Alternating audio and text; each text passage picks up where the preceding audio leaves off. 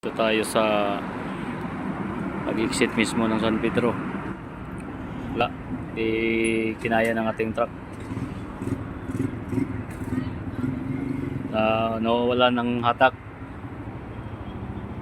O nakailang adjust na kami sa clutch. Ay, wala pa rin. So, kung ano nangyari, nawalan siya ng hatak.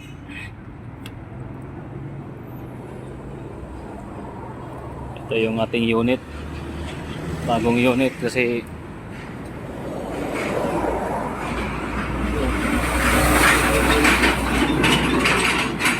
ginapang namin kanina mula Paranaque kasi may karga dapat to kanina, tapos pinalipat na lang sa ibang truck kasi nawalan nga ng hatak.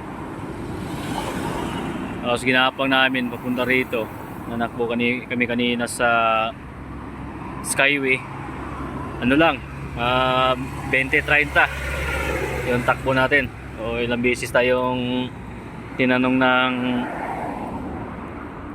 mga patrol kung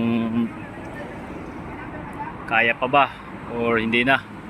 Sabi ko kaya kasi iwas na rin sa raker.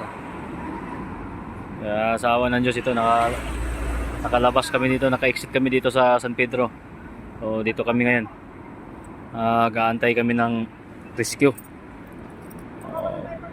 Papahila na lang kami, total nasa taas yung warehouse. Papahila na lang kami. Hindi siya kayang kahaon sa mga pahaon din sa unahan. So ganito lang. God bless. Drive safe always mga kabiyahero.